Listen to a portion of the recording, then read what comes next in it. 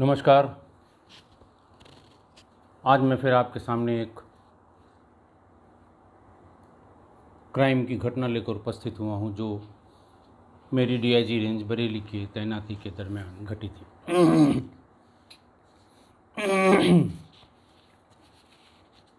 बात 5 फरवरी 2020 की है। पीलीभीत जनपद में एक थाना है बरखेड़ा। उसके गांव मूसेपुर कलां से एक महिला रामदेई वाइफ ऑफ देवदत्त ये थाने पर आई।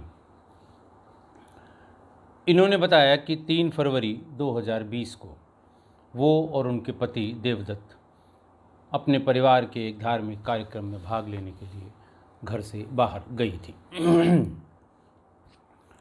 उस समय उनके घर में उनकी बड़ी बेटी पिंकी उम्र तकरीबन 19 साल, उससे छोटा उनका बेटा उम्र करीबन 18 साल 17 साल और उससे भी छोटी बेटी जिसका नाम रीना था। ये 3 वहाँ पर मौजूद थे।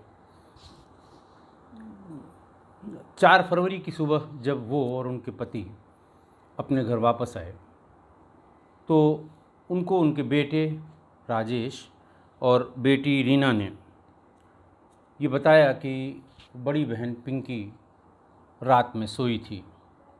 सुबह रीना ने उसको जगाने की कोशिश की लेकिन वो जगी नहीं।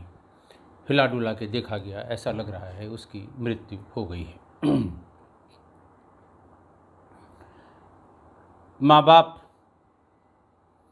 ने भी नज़दीक जाके देखा, हिलाया डुलाया और उनको भी ये महसूस हुआ कि शायद इसकी डेथ हो चुकी है। माँ थी, रोना पीटना मचा, बहन थी वो भी रोने लगी। जाड़े का दिन था, 5 फरवरी आप समझ सकते हैं, और बहुत कड़ाके की ठंड थी। पीलीभीत तराई का इलाका है, नेपाल के फुटहिल्स पर बसा हुआ ज़िला है। वहाँ पर बाकी उसके आसपास के जनपदों जैसे बरेली, बदायूं, शाहजहाँपुर इसकी अपेक्षाकृत बहुत ज़्यादा कोहरा और धुंध होती है। जो लोग वहाँ को जानने वाले हैं या रहने वाले हैं, आसपास के हैं या उधर से पास होते हैं, उन्हें ये जानकारी है कि यहाँ पर जाड़ों में धुंध बहुत ज़्यादा होती, बहुत कोहरा होता है। पिंकी अपनी चारपाई में रजाई, कंबल, जाड़े में जो भी ज़्यादा से ज़्यादा घर में जो कुछ भी ओढ़ने का सामान होता है वो ओढ़ के लेटी थी। करवट जैसे लेटी थी वैसी ही लेटी हुई थी। रोने धोने की आवाज़ सुनकर पड़ोसी भी आ गए। पड़ोसियों ने पूछा क्या बात है। उन्होंने कहा कि रात में सोई थी और उसकी डेथ हो गई। औरतों को खास कर ये आदत होती है ये देखने की, अरे कैसे हो गई, कहाँ हो गई, कैसी है। आस पड़ोस की जो 2-4-6 औरतें थीं उन्होंने भी जाकर उसको देखा। मुंह से कपड़ा हटाकर देखने की प्रथा है, खासकर बड़े बुजुर्ग महिलाओं को। खैर सब लोग इकट्ठा हुए। 12 बजे तक न धुंध छटा, न कोहरा हटा, न सूरज की किरण आई। लड़की के पिता देवदत्त ने ये कहा कि भाई अब तो ऐसा नहीं लग रहा है कि आज रोशनी होगी, आज प्रकाश निकलेगा। जो लोग हैं उन्हीं के साथ इसको ले चल के अब दफनाना पड़ेगा, क्योंकि अविवाहित थी इसलिए इसको जलाने का मतलब नहीं है। काफ़ी टाइम बीत जाने के बाद भी उन लोगों ने उसको एक चारपाई पर लिटाया और उसके ऊपर एक चद्दर से उड़ाकर उसी चारपाई सहित पास में एक कब्रिस्तान में ले गए, शमशान में ले गए। शमशान में एक तो शव जलाए जाते हैं, दूसरे ऐसे शव जैसे नवजात बच्चों के, अविवाहित लड़कियों के, इनको दफनाया जाता है। वहाँ लड़की पिंकी को वहाँ पर दफना दिया गया। दफनाने के बाद शाम तक सभी लोग घर पर आ गए। जिस घर में किसी की मृत्यु होती है उसी दिन या उसके अगले दिन उस घर की सफाई महिलाएं करती हैं। पिंकी की माँ रामदेई ने घर की सफाई शुरू की।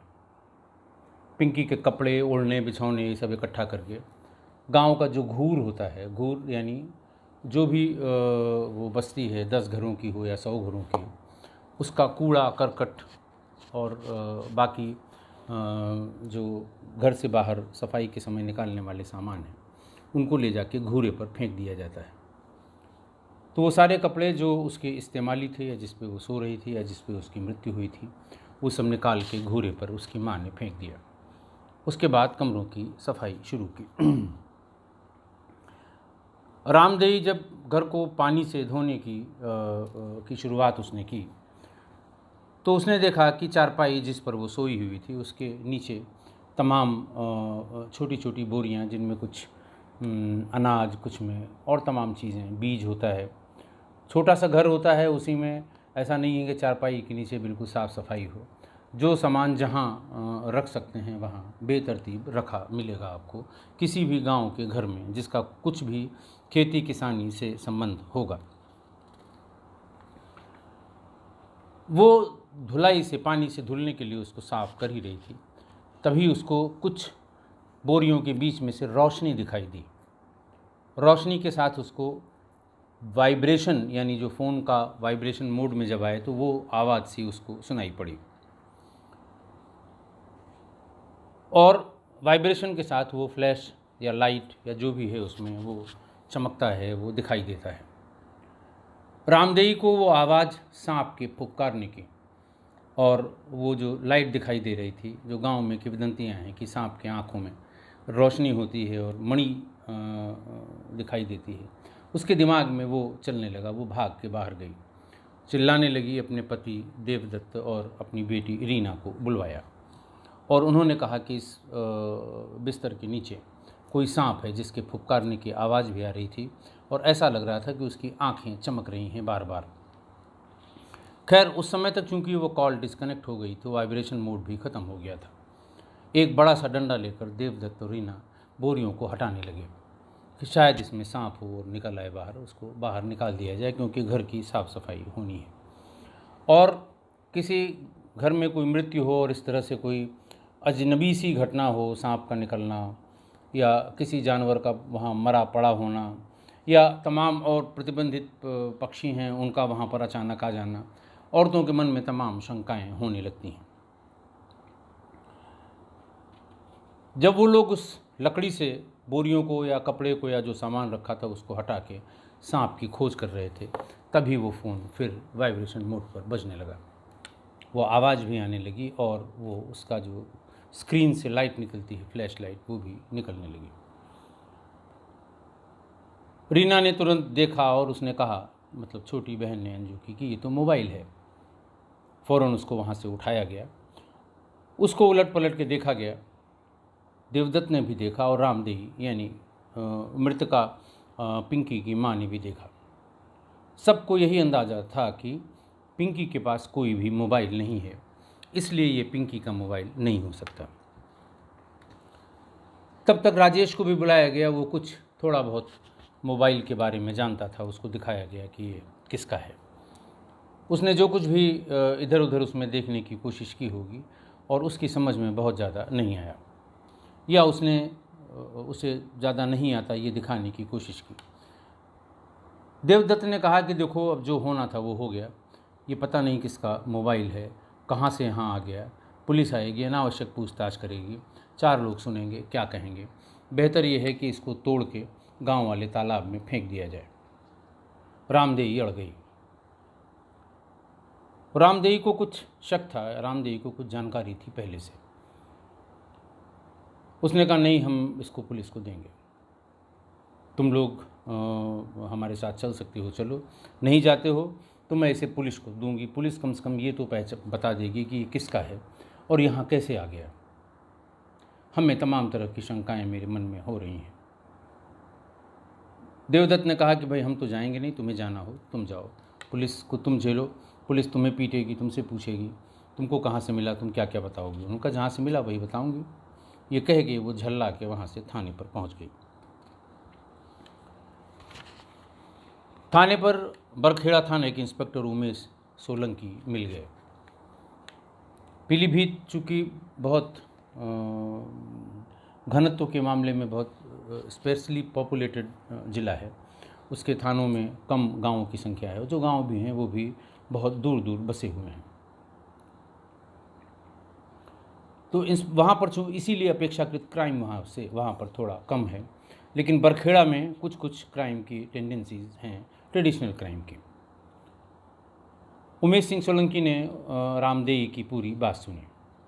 रामदेई से पूछा, तुम्हें शक क्या है, किसका है, क्यों है? उन्होंने कहा, साहब हम पहले ये जानना चाहते हैं ये मोबाइल किसका है, वहाँ कब पहुँचा, और ये जो बार बार इसमें फ़ोन आ रहा है ये किसका फ़ोन आ रहा है, ताकि हम उससे अंदाज़ लगा सकें कि मेरी बेटी के साथ कोई हादसा तो नहीं हुआ है। हालांकि हम लोग उसे दफना आए हैं। उमेश सोलंकी को ये शक हुआ कि अकेले आई है, अपने पति को लेकर क्यों नहीं आई। उन्होंने फ़ौरन थाने के दूसरे सब इंस्पेक्टर्स को बुलवाया, उनसे कहा गाड़ी लेके जाइए और उनके पति देवदत्त को थाने पर ले आइए। पुलिस गई, देवदत्त भी थाने पर आ गए। इस बीच में मोबाइल को सोलंकी ने भी देखा, उसे भी थोड़ा बहुत सर्विलांस की जानकारी थी, पहले कभी वो सर्विलांस की टीम में या क्राइम ब्रांच की टीम में रहा होगा। उसी ने इसी बीच में उसको खोलकर पीछे से और उसका IMEI नंबर, और उसको चूँकि मोबाइल चालू हालत में था, उसको क्राइम ब्रांच के एक नंबर पे डायल करके मिस्ड कॉल से उसका नंबर भी क्राइम ब्रांच वालों को बता दिया। तो क्राइम ब्रांच वालों ने उसका नंबर लेके उसका कैफ निकालना शुरू कर दिया। देवदत्त भी आ गए, देवदत्त से भी पूछा गया। देवदत्त ने बताया कि साहब हम ऐसे ऐसे गए थे। सोलंकी ने उनसे किसके यहाँ गए थे, क्या फंक्शन था, कौन कौन लोग थे, किसके बारे में जानते हो, उस गांव के प्रधान से उनके यहाँ के लोगों का नंबर लेके उनसे वेरीफाई किया। तो ये पता लगा कि ये लोग शाम को आ गए थे, पूरी रात रहे थे और सुबह गए हैं कोई 7 बजे यहाँ से। तो ये तय हो गया कि पति पत्नी दोनों ही, रामदेई और देवदत्त दोनों ही उस दिन घर पर अपने गांव पर नहीं थे। इसी बीच में क्राइम ब्रांच के लोगों ने फ़ोन करके सोलंकी को बताया कि ये जो कैफ है, कस्टमर एप्लीकेशन फॉर्म है इस नंबर का, उसमें राजेश सन ऑफ कल्याण और पता वही दिया हुआ है, मूसेपुर कलां, जिस गांव की ये मृतका थी। सोलंकी ने तुरंत रामदेई और देवदत्त से पूछा कि ये कल्याण सिंह का लड़का राजेश कौन है। दोनों चुप हो गए। जोर से पूछा गया तो रामदेई ने बताया कि मेरी लड़की के चक्कर में ये घूमा करता था और बीच में शायद मेरी लड़की भी मेरी लड़की से इसको और उसको मेरी लड़की से प्यार हो गया। ये बराबर बाहर जाके मिलते रहे। गांव की बात थी, सुबह शाम शौच के लिए जब भी ये लोग जाते थे कहीं न कहीं मिलते थे। ये बात मेरे कानों तक भी आई।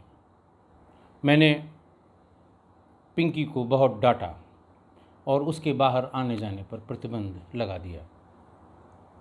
अब या तो मैं या तो मेरी छोटी बेटी रीना उसके साथ जब भी वो बाहर निकलती थी उसके साथ जाती थी। लेकिन ये यहाँ कैसे आ गया? क्योंकि रात में राजेश यानी पिंकी का भाई और छोटी बहन रीना दोनों ही घर में थे। दोनों ने ही ये बताने से इनकार किया कि कोई रात में आया भी था। दूसरा, उसने बताया कि जिस तरह से वो अपना उसके पास जो बिस्तर है, उसके पास जो ओढ़ने की सामग्री है, बिछाने की सामग्री है, जिस चारपाई पे वो लेटती थी उसी तरह वो लेटी हुई थी। तो ये मोबाइल वहाँ कहाँ से आ गया? अब वो कंफर्म हो गई और उसने खुल के बताया कि इन दोनों के संबंध थे और हम लोग बहुत डांटते थे, हम ये शादी नहीं कर सकते थे, थोड़ा उम्र का अंतर था। मुझे ये शक है। उन्होंने कहा अच्छा बताओ क्या शक है तुम्हें? बोले मुझे ये शक है कि रात बेरात वो किसी समय आया होगा और मेरी बेटी को जहर दे दिया होगा, इसकी वजह से मेरी बेटी की मृत्यु हो गई। वो सोई, उसके बाद उठी ही नहीं। देवदत्त से एक तहरीर लेके थाने पे मुकदमा लिखा गया। देवदत्त ने वही बात लिखी जो उसकी पत्नी रामदेई कह रही थी कि मुझे शक है कि राजेश सन ऑफ कल्याण गांव मूसेपुर कलां ये किसी वक्त मेरी घर में मेरी अनुपस्थिति में आया, संभवतः इसने जहर देकर मेरी बेटी को मार दिया। क्राइम नंबर 37/2020 धारा 302 IPC यानी हत्या का मुकदमा लिख गया। राजेश को यानी उस लड़के को जिसके नाम से वो टेलीफोन था, मोबाइल था, कनेक्शन था, उसको बुलाने के लिए थाने से फोर्स भेज दी गई। लेकिन हत्या के इस तरह के जघन्य अपराध में बिना जब तक मृत्यु का स्पष्ट कारण न हो, पोस्टमार्टम उसको सपोर्ट न कर रहा हो, एविडेंस प्रॉपर न हो, हत्या के मामले में किसी को इस तरह से नामजद करके या जेल भेज के, ये एक तो बहुत दिन चलता नहीं, दूसरे बदनामी बहुत होती है पुलिस की। इंस्पेक्टर ने पूरी बात एसपी पीलीभीत को बताई कि सर ऐसा ऐसा था और ऐसा था, लड़की अपने से मरी, कैसे मरी। उन लोगों का ये भी शक था कि रात में जानवर यानी सांप, जाड़े का समय था, सांप वाँप के निकलने का टाइम होता है, ऐसा न हो सांप ने काट लिया हो। लेकिन चूंकि बॉडी दफन हो चुकी थी, पोस्टमार्टम हुआ नहीं था, इसलिए कुछ कह पाना मुश्किल था। सोलंकी ने ये बात अपनी एसपी यानी एसपी पीलीभीत को बताई और ये कहा कि साहब आगे बढ़ने के लिए विवेचना में बॉडी का बाहर निकाला जाना, यानी एक्सह्यूमेशन इसको कहते हैं, एक्सह्यूम करना, बॉडी जहाँ गड़ी हुई है उसको बाहर निकालना और पोस्टमार्टम कराए जाने के सिवा और कोई चारा नहीं है। जब तक पोस्टमार्टम नहीं होगा, मृत्यु का कारण नहीं पता लगेगा, परिस्थितियाँ नहीं पता लगेगी, इस तरह से नामजद मुलजिम को जेल भेज देना या उसके खिलाफ बिना इस तरह के सबूत इकट्ठा किए चार्जशीट भेज देना, ये उचित नहीं होगा। एसपी उसकी बात से पूरी तरह सहमत हुए और बॉडी को एक्सह्यूम करने की जो प्रार्थना पत्र उसने डिस्ट्रिक्ट मजिस्ट्रेट के नाम लिखा था, उसको उसकी परिस्थितियों से सहमत होते हुए डिस्ट्रिक्ट मजिस्ट्रेट को वो सबमिट कर दिया कि प्रभारी निरीक्षक द्वारा प्रस्तुत ये जो प्रकरण है, इससे मैं सहमत हूँ और इसमें बॉडी को एक्सह्यूम किया जाना आवश्यक है। वो चिट्ठी लेकर उमेश सोलंकी तुरंत डिस्ट्रिक्ट मजिस्ट्रेट के यहाँ पहुँच गए और उन्हें वो पत्र दिया। पत्र देने के बाद उनकी जो क्वेरीज थी वो शांत की। उन्होंने कहा कुछ पहले तो इन लोगों को कोई शक नहीं था, लेकिन अब ये शक हो रहा है। शक का जो आधार है वो एक मोबाइल फ़ोन है जो लड़की का नहीं है, लेकिन लड़की के बिस्तर के नीचे मिला है। पूरी बात सुनने के बाद डिस्ट्रिक्ट मजिस्ट्रेट ने कहा कि बिल्कुल बात सही है, कुछ न कुछ दाल में काला है। उन्होंने एक प्रॉपर स्पीकिंग ऑर्डर बनाया तहसीलदार बीसलपुर के लिए। बॉडी एक्सह्यूमेशन के समय, यानी जब बॉडी एक्सह्यूम की जाए, ज़मीन से निकाली जाए, उखाड़ी जाए, तो उस समय मजिस्ट्रेट का होना आवश्यक है। बिना मजिस्ट्रेट की उपस्थिति के ऐसा नहीं किया जा सकता। तहसीलदार मजिस्ट्रेट होता है, तहसीलदार मजिस्ट्रेट को तहसीलदार बीसलपुर को यह आदेश कि आप अपनी प्रेजेंस में बॉडी को एक्सह्यूम करा लें, एक्सह्यूम करा के सील करा दें, उसके बाद फिर पुलिस आगे का अपना काम करेगी। अगले ही दिन भारी पुलिस बल और इंस्पेक्टर के साथ तहसीलदार मजिस्ट्रेट वहाँ पहुँचे जहाँ पर बॉडी दफनाई गई थी। तमाशबीन ऐसा उस दिन दफनाने के लिए जब परिवार के लोग ले जा रहे थे, बामुश्किल तमाम 10-12 लोग थे। लेकिन जब ये हल्ला हुआ कि बॉडी निकाली जा रही है, एक्सह्यूम की जा रही है, गांव उमड़ पड़ा, काफ़ी भीड़ हो गई। उसी समय लोगों ने कहा कि साहब आज चौथा दिन है और 4 दिन में तो दफनाई हुई जो लाश है इसको कबर बिज्जू खा जाते हैं। ये वहाँ पर तराई में एक बड़ा कॉमन फीचर है। तराई में और भी जगह जहाँ बड़े कब्रिस्तान हैं, वहाँ एक जानवर पाया जाता है जिसे कबर बिज्जू कहते हैं। स्थानीय भाषा में कबर बिज्जू कहते हैं। कभी कभी आपने अखबारों में साल में एक आध बार कहीं न कहीं ये घटना हो जाती है कि कब्रिस्तान से 3 लाशें गायब, कब्रिस्तान से 4 लाशों के सिर गायब। पब्लिक इकट्ठा होती है, नारेबाजी शुरू होती है, आरोप प्रत्यारोप होता है कि साहब शक जताया जाता है कि गांव में फला तांत्रिक है, वही सिर निकाल ले गया होगा।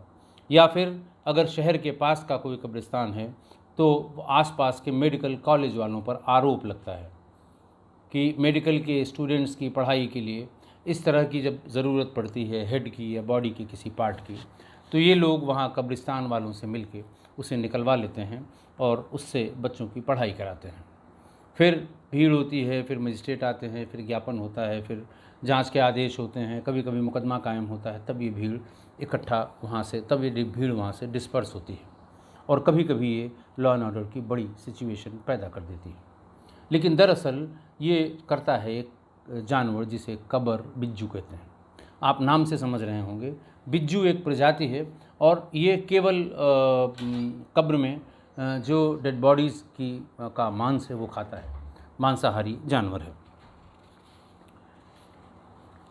इसे अंग्रेजी में ग्रेव डिगर भी कहते हैं। कबर बिज्जू तो कॉमन नाम है, और जहाँ भी बहुत बड़े कब्रिस्तान होंगे, जहाँ भी पुराने कब्रिस्तान, बड़े कब्रिस्तान, वहाँ पर बहुतायत बड़ी संख्या में ये कबर बिज्जू पाए जाते हैं। ये जूलॉजी में ये मैमल स्तनधारी जानवर, जो लोग जूलॉजी से संबंधित हैं, ये मैमेलियन जानवर है, और इसका नाम जो डेराइव हुआ है ये सब जगह अफ्रीकन कंट्रीज़ में और अमेरिका में या ऐसी जगहों पे जहाँ पर सिर्फ दफनाना ही अंतिम संस्कार की क्रिया होती है। इसका मतलब बड़ी संख्या में लोग दफनाए जाते हैं, ज़मीन के नीचे गाड़े जाते हैं, वहाँ ये कबर बिज्जू बहुत आतंक करते हैं। ये छोटा सुराग बनाकर उसके भीतर चले जाते हैं, मांस या जो इस तरह के उसमें हड्डियाँ, ये सब खींच के कभी कभी बाहर भी ले आते हैं। इनको फ्रेंच में CIVET, सीवेट, और अरेबिक में ज़बाद भी कहते हैं। आप गूगल पे जाएं और सर्च करें, कबर बिज्जू के बारे में बहुत ढेर सारी जानकारी आपको मिलेगी। जो इसका सबसे ज़्यादा प्रचलन में जूलॉजिकल नेम है वो मेलिवोरा कैपेंसिस है, फैमिली इसकी मेमेलिया है। ये नेवले से 2-2.5 गुना बड़े आकार का होता है। इसके जो फर होते हैं, इसके जो रोएं होते हैं, वो नेवले से बहुत ज़्यादा बड़े होते हैं, लेकिन शाही से कम होते हैं। शाही के वो होते हैं, फर होते हैं, जो उनके बाल होते हैं, वो कटीले और बहुत हार्ड होते हैं। इसका बहुत हार्ड तो नहीं होता, लेकिन हार्ड होता है, और जब वो अपने आप को सिकोड़ता है तो वो पूरा बॉडी के ऊपर एक कवच बना लेता है। लेकिन इसकी पूँछ नेवले से 2 गुनी होती है, मोटी होती है, और चलते समय वो लहराती है। ऐसा लगता है कि वो पूँछ के सहारे भी कुछ सेंस करता है या ढूंढने की कोशिश करता है। पंजों के नाखून बहुत बड़े होते हैं, मजबूत होते हैं, जो बहुत जल्दी किसी भी कब्र के पास उसमें होल, उसमें छेद या उसमें बिल बना लेते हैं। ज़्यादातर ये अपने 2-3 नवजात के साथ चलते हैं। मैंने भी इन्हें पहली बार बरेली में ही देखा। बरेली में जहाँ पर DIG का रेजिडेंस है, उसके ठीक पीछे कमिश्नर का रेजिडेंस है, उसके ठीक बगल में SSP का रेजिडेंस है, उसके ठीक बगल में ADG का रेजिडेंस है। यानी एक बहुत बड़ा कंपाउंड है जो ब्रिटिश पीरियड में इन अधिकारियों को, उनके ब्रिटिश अधिकारियों को, समकक्ष अधिकारियों को उस समय अलॉट किया गया होगा। और उसी के पास सटा हुआ कैंट का पूरा कब्रिस्तान है, बहुत बड़ा कब्रिस्तान है। और ऐसा बताया जाता है कि ये भी जो बड़े बड़े बंगले ब्रिटिश पीरियड के थे, इनके आसपास भी बहुत बड़े कब्रिस्तान हुआ करते थे। इसलिए वहाँ पर, और हरियाली बहुत है, जंगल सा है। हम लोगों के ऑफिशियल रेजिडेंस के पीछे भी, कमिश्नर साहब के रेजिडेंस के अगल बगल भी बहुत बहुत जंगल सा है। और यहाँ दिन में ये पेड़ों पर कबर बिज्जू रहा करते हैं, शाम के समय ये उतरते हैं। उसके बाद फिर ये धीरे धीरे करके कब्रों में ढूंढने की कोशिश करते हैं। वहाँ नई कब्रें तो कोई नहीं हैं, पुरानी कब्रें हैं, इसलिए नई कब्रों की तलाश में ये कैंट की तरफ, जहाँ नए कब्रिस्तान हैं, वहाँ चले जाते हैं। वहाँ के रेजिडेंट्स ने कबर बिज्जू बहुत देखे हैं। अगर घर में कुत्ते हैं आपके, पालतू कुत्ते हैं, तो वो इनकी हरकत, या जब पेड़ के ऊपर ये चलते हैं तो वो भौंकने लगते हैं। उनके भौंकने से पता लग जाता है कि आसपास कबर बिज्जू आ गया है। तो गाँव वालों ने ये शंका व्यक्त की कि साहब अब तो 3-4 दिन हो गए हैं, पहले एक बार दिखवा लिया जाए कि कबर बिज्जू ने वहाँ आसपास कहीं होल तो नहीं बनाया है। अगर कबर बिज्जू चला गया होगा तो बॉडी सही सलामत नहीं मिलेगी, पोस्टमार्टम कराने से कोई फ़ायदा नहीं होगा। ज्ञानी लोग हैं, हर जगह अपना ज्ञान देते हैं। वहाँ पे मौजूद और पुलिस वालों ने बताया कि भाई ये कब्रिस्तान में ज़्यादा होते हैं, यहाँ कब्रिस्तान नहीं है। यहाँ साल में 2-3-4 इस तरह से शव गाड़े जाते हैं, बाकी सब जलाए जाते हैं। इसलिए इसकी बहुत कम उम्मीद है कि वहाँ पर कबर बिज्जू आ गए होंगे और उन्होंने लाश को नुकसान पहुँचाया होगा। खैर, पहुँच गए, और ये सारी प्रोसेस एक्सह्यूम करने की, एक्सह्यूमेशन की, इन सब की वीडियोग्राफी भी होती है। तो पहले उस जगह की वीडियोग्राफी करा ली गई कि कोई वहाँ फ्रेश मिट्टी ऐसी तो नहीं है जो इन कबर बिज्जुओं ने खोद के भीतर जाने का प्रयास किया हो, ताकि पहले से ये पता रहे कि अगर ये भीतर पहुँचे हैं तो इन्होंने बॉडी को कुछ नुकसान पहुँचाया होगा। खैर, उसको देखने से ये पता लगा कि कबर बिज्जू इसमें कबर तक भीतर तक नहीं पहुँचे थे। बॉडी एक्सह्यूम की गई, पूरी प्रोसेस को वीडियो रिकॉर्ड किया गया, वहीं पर उसका पंचायतनामा बनाया गया, बॉडी सील की गई और पोस्टमार्टम के लिए भेज दी गई। पोस्टमार्टम में रात में ही उसका रिज़ल्ट जो आया वो आया कि death due to asphyxia due to strangulation and throttling. तय हो गया कि ये हत्या थी। पीएम रिपोर्ट से ये स्पष्ट हो गया कि हत्या थी। अब हम हत्यारे तक कैसे पहुंचेंगे, किसने हत्या की, किसका इंटरेस्ट था। तो जो मुकदमा 302 का लिखा गया वो बिल्कुल सही हो गया। अब विवेचना को कैसे आगे बढ़ाया जाए इसके बारे में आईओ जो इंस्पेक्टर सेंगर है, सोलंकी है, उमेश सोलंकी, उसने आगे प्रोसीड किया। जो उसका प्रेमी था राजेश, उसको भी थाने पर बुला लिया गया। जब उसका मोबाइल मिला, मोबाइल उसके नाम था, कैफ था, बज रहा था, खुला हुआ था, बंद भी नहीं हो पाया था और मां के अनुसार उन दोनों के संबंध थे। पुलिस के शक में 4 गुना वो कन्फर्म हो गई कि बस और कोई नहीं है, इसका प्रेमी है। किसी वजह से इसने उस दिन रात में मार दिया होगा। पुलिस राजेश पर टूटी। सारी विश्लेषित पूछताछ के तरीक़ों से पूछताछ शुरू हुई, लेकिन वो बिल्कुल आगे नहीं बढ़ा। उसने बताया कि 4 दिन पहले मैंने अपना ही मोबाइल उसको दिया था, क्योंकि उसके घर से निकलने पर प्रतिबंध था, हम लोग मिल नहीं पा रहे थे। एक बहाने से मैंने उसको मोबाइल दिया था। वो ये भी बताया था कि कभी सिम को मोबाइल में लगे हुए मत छोड़ना, सिम को अलग रखना, मोबाइल को अलग छिपा के रखना। जब बात करनी हो तो इसमें और दूसरा कोई नंबर नहीं है, फ़लाँ नाम से ये हमारा नंबर फीड है। जैसे ही ये सिम उसमें जाएगा तो सबसे पहले ऊपर हमारा ही नाम होगा, हमारा ही नंबर होगा, उसको केवल डायल करना है, मेरी तुमसे बात हो जाएगी। हमें अगर बात करनी होगी या बीच में कट जाएगा तो तुम हमको बता देना कि आधे घंटे बात करो, 1 घंटे बात करो, मैं फ़ोन पिकअप कर लूँगा। इसके आगे वो बिल्कुल कतई नहीं चला। उसने कहा साहब आप चेक कर लीजिए, मैं उस दिन गांव से बाहर नहीं निकला।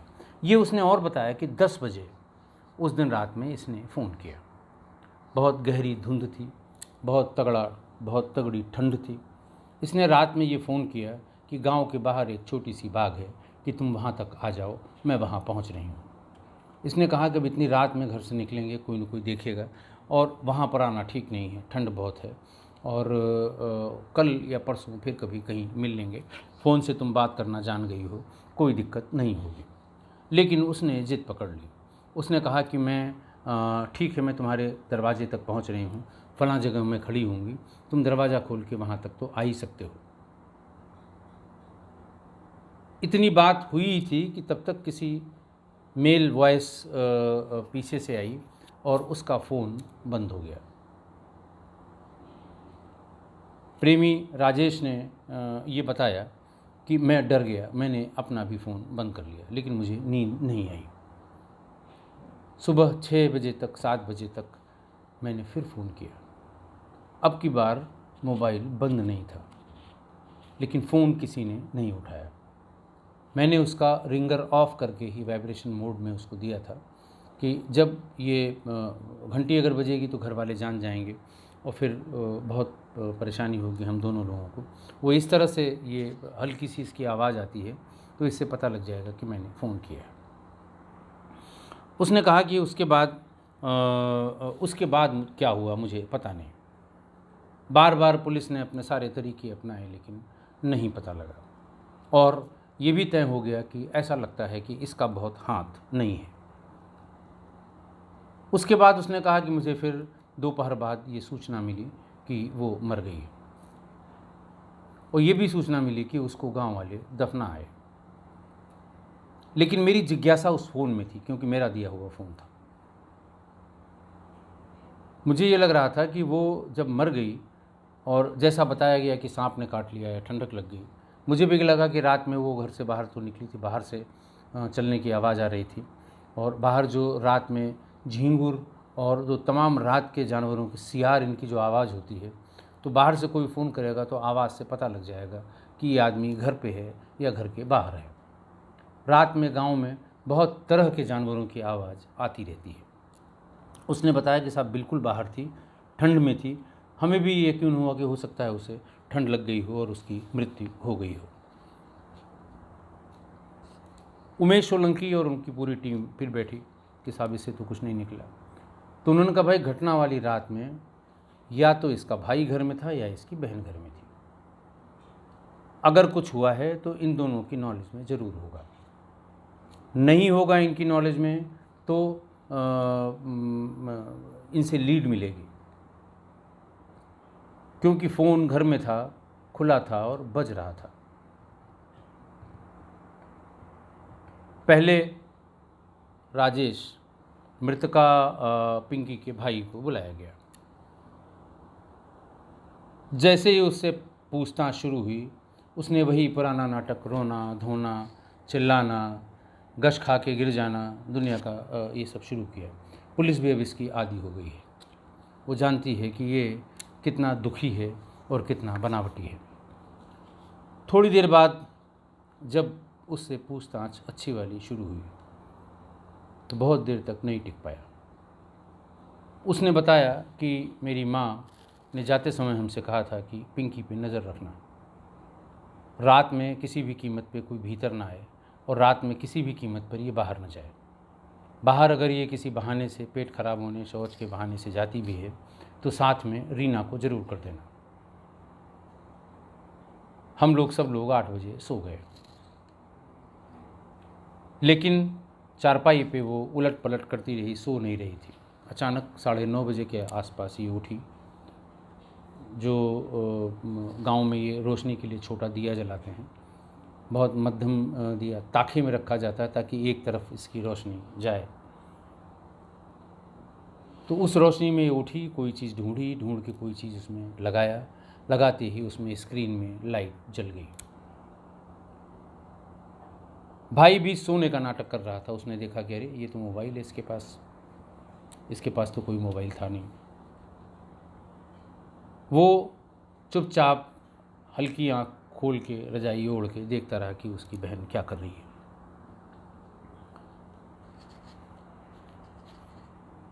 भीतर से दरवाज़ा बंद करके सोया था राजेश, लेकिन थोड़ी देर में इसने वो दरवाज़ा खोल लिया, मृतका पिंकी ने, और बहुत दबे पांव हल्के से दरवाज़ा बंद करके निकल गई।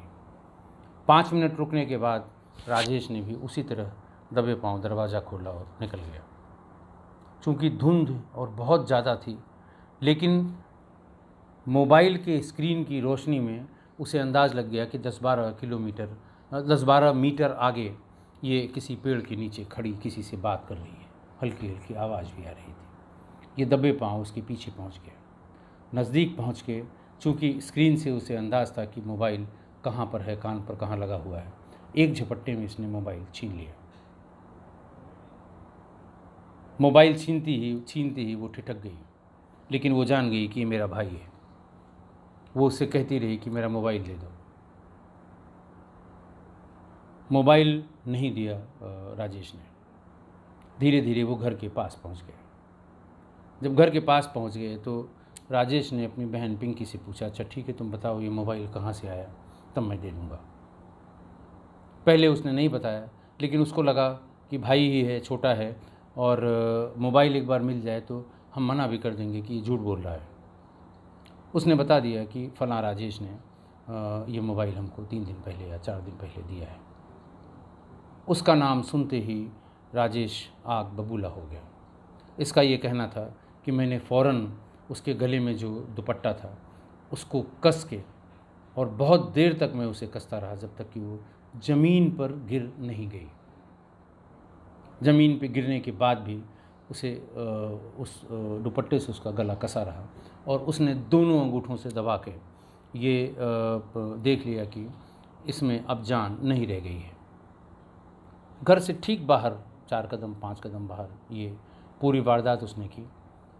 उसके बाद उसे उठा लिया, उठा के उसके बिस्तर पे, जैसे वो चुपके से हल्की सी रजाई हटा के नीचे उतरी थी, ठीक वैसे ही उसको लिटा दिया। उसके बाल में और पीठ में कुछ धूल सी लगी हुई थी, जो उसको डिबरी में दिखाई दे रही थी उसको दुपट्टे से ही साफ़ कर दिया, वैसे ही करवट लिटा के, और उसके ऊपर जो भी वो ओढ़े हुए थे उसको उसी तरह उड़ा दिया। थोड़ी देर में उसे इस बात की चिंता होने लगी कि इस मोबाइल का क्या करें। उसके दिमाग में घूमने लगा कि पुलिस मोबाइल से सब चीज़ें पता कर लेती है।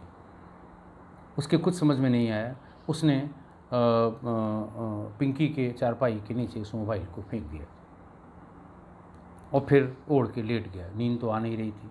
सुबह 4-5 बजे जब शौच के लिए सब उठते हैं तो छोटी बहन ने इसको उठाने की कोशिश की, ये हिली डुली नहीं, और जब और हिलाने डुलाने की कोशिश की तो उसे लगा कि ये मर गई। उसने अपने भाई से बताया ये मर गई। उसने कहा चुपचाप सो जाओ, अगर पुलिस आ गई तो हम दोनों लोगों को थाने चलना पड़ेगा। किसी को नहीं बताने की ज़रूरत है, माँ बाप आएंगे, वो जिसको बताना चाहें बताएंगे। इसी बीच सुबह के समय वो लोग, उनके माँ बाप आ गए और उसके बाद जो हुआ वो आपको पता है। 8 फरवरी 2020 को राजेश प्रेमी जो मृतका का था उसको गिरफ्तार कर लिया गया। सब चीज़ें चूल से चूल मिलने लगी। जो प्रेमी था, भाई जो था, उसको गिरफ्तार किया गया। प्रेमी की लोकेशन वहीं मिली थी, राजेश सन ऑफ कल्याण की। राजेश से पूछताछ में भी इसके आगे कुछ नहीं मिला था। फ़ोन की लोकेशन कब उसने कहाँ दी थी, जो बताई थी वही आई थी। और भाई ने जब ये पूरी बात बताई तो भाई को गिरफ्तार करके जेल भेज दिया गया। और चूँकि सारे एविडेंस, फॉरेंसिक एविडेंस, सारे जो समय के जो साक्ष्य हैं और वो सब एक चूल से चूल, गांठ से गांठ मिलती गई। और फिर चार्जशीट इसकी 20 मार्च को, चार्जशीट नंबर 81 ये अदालत में सबमिट कर दी गई। ये परफेक्ट केस था, साइंटिफिक और प्रॉपर प्रोफेशनल इन्वेस्टिगेशन का था।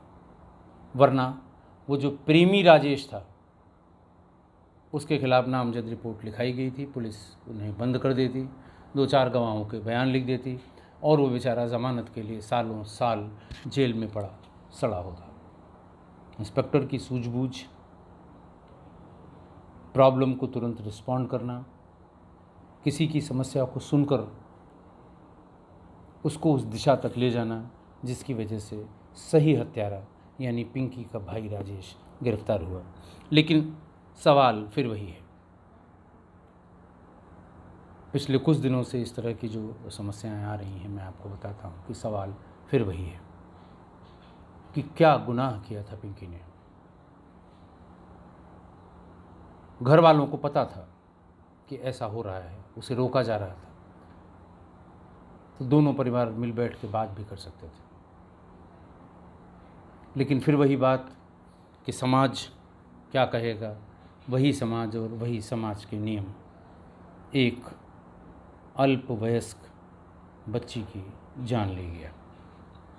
आप ही बताइए, मैं भी इस उहापोह में नहीं निकल पा रहा हूँ। आखिर किसकी गलती थी? समाज की थी, परिवार की थी, पिंकी की थी, या उसके प्रेमी राजेश की थी? आप ज़रूर बताइएगा ताकि हम भी अपने आप को इनलाइटेंड महसूस करें। बहुत बहुत धन्यवाद।